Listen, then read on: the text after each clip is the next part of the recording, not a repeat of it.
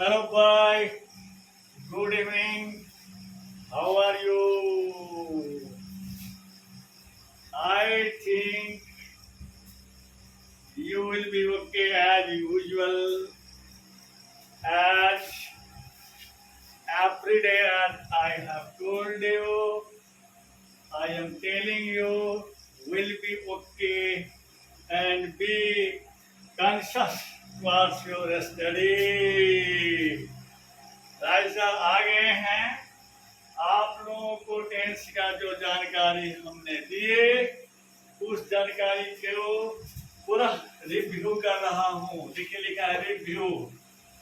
हमने आपको जो चीजें समझा चुके हैं और समझा चुके थे उसको हम रिव्यू करवा रहे हैं आपको।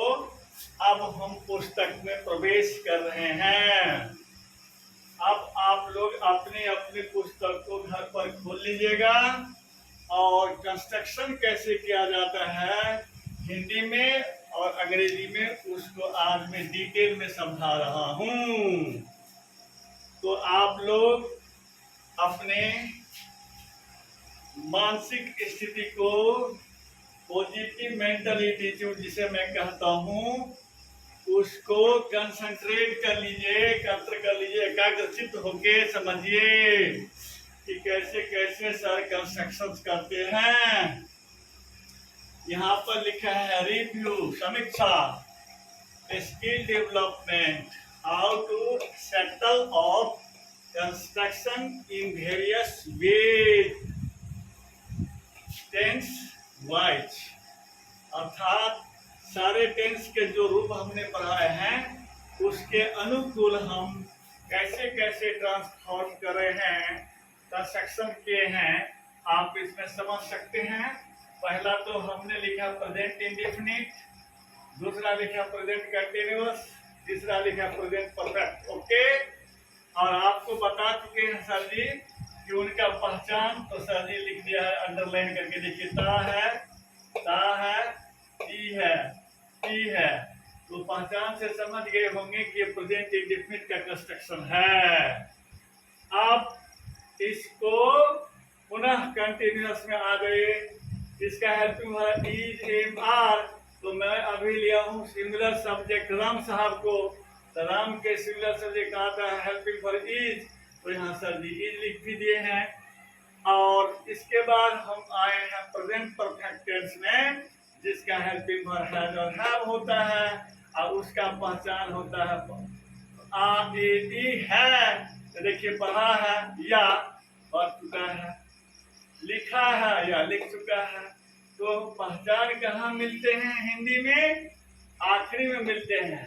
है के पीछे मेन वर्ब रहता है, जितने भी हैं उनके पीछे मेन वर्ब रहता है। देखते जाइए, जितने भी हैं इसके पीछे मेन वर्ब लगा हुआ है, यानी कि V3 जहां पर लगेगा वो V3 कहलाएगा, V2 होता तो V2 कहलाता, और V1 होता तो V1 कहलाएगा, और V5 होता तो V5 कहलाएगा।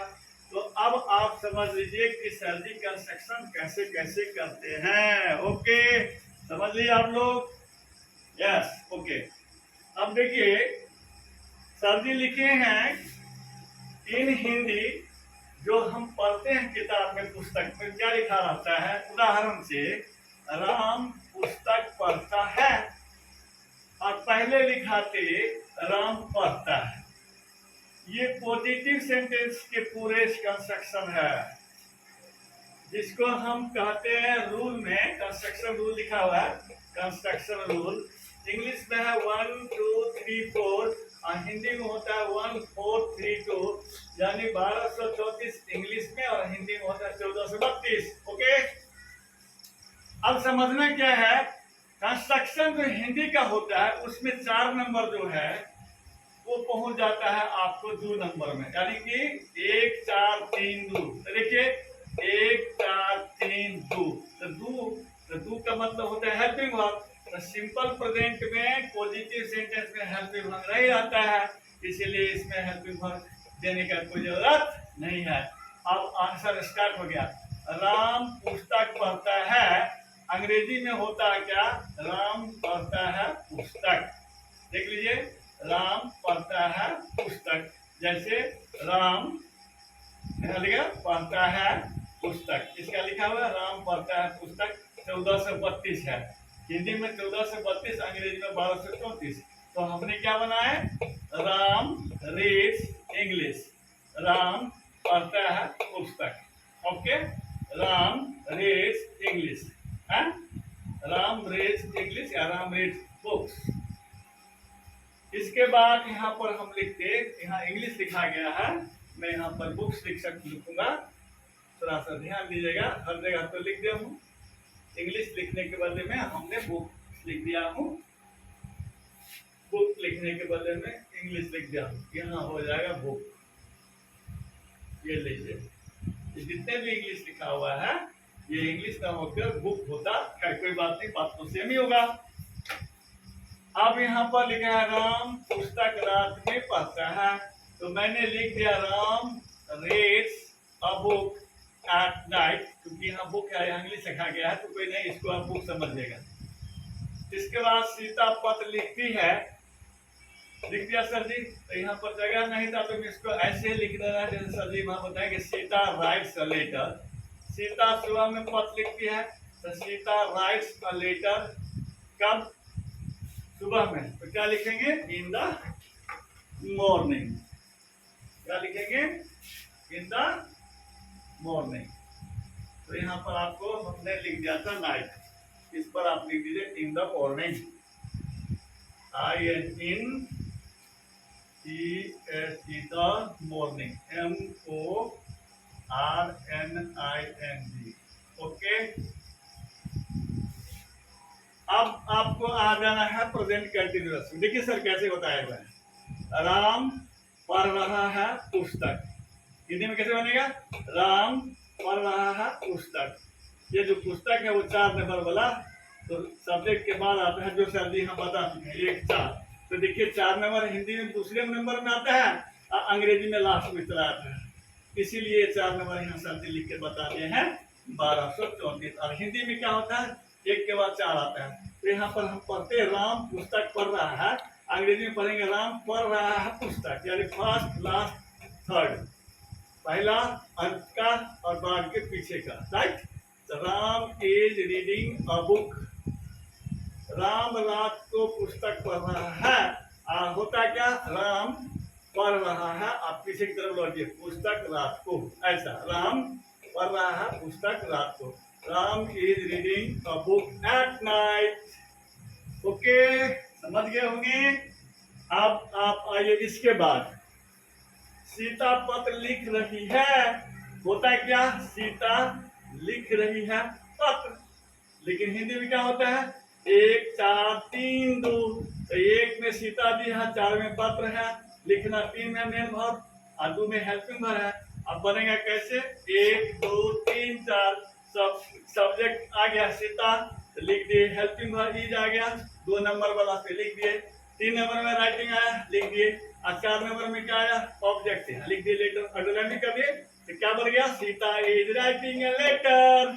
तो हिंदी से अंग्रेजी बनाने में पहला आखिरी और वापस पीछे में जो भी आए वैसे लिखे, first last back, first last back, first last back, first last back, first last back, first last back, first last back, यानी कि पहला हिंदी का पहला अंतिम, आप पीछे की तरफ लौट जाइए।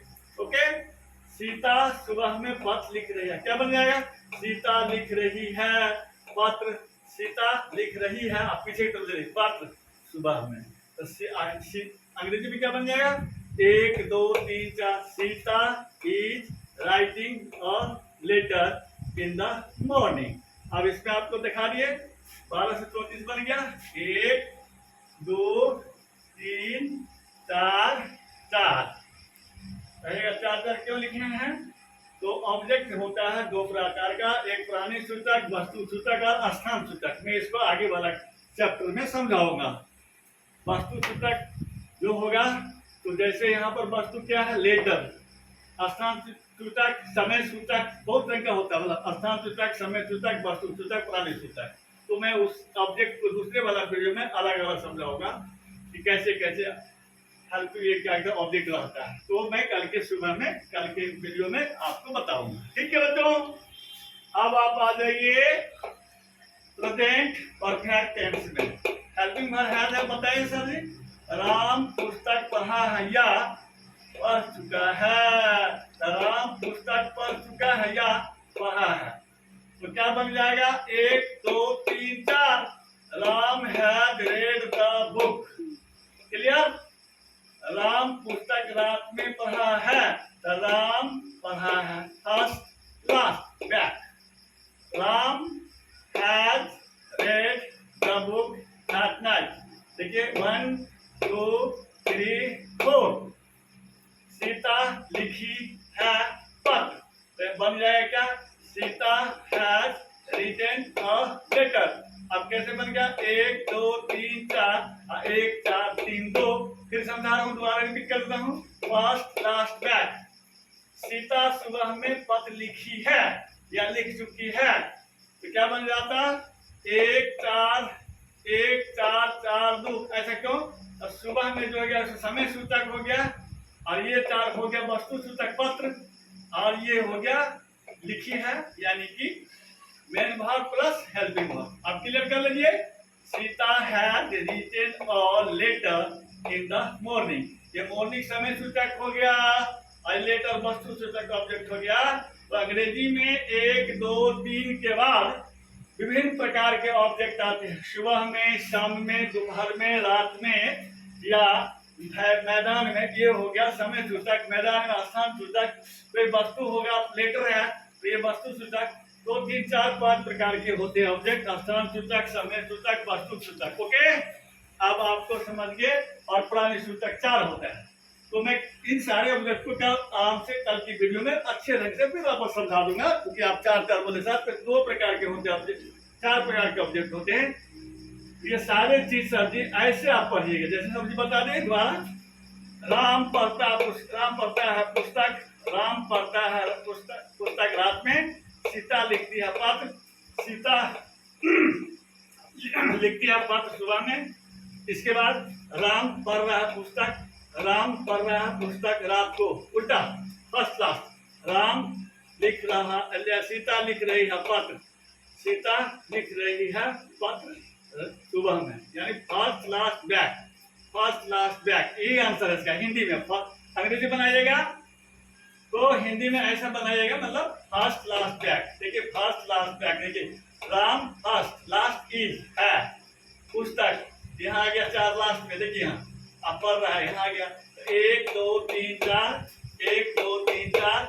हिंदी में होता है 1 4 3 2, तो 1 4 3 2। देख लीजिए सब कैसे बढ़िया से बता दिए हैं। बिल्कुल हिंदी में पढ़ने के बाद फिर से तीसरा बार समझा देता हूँ।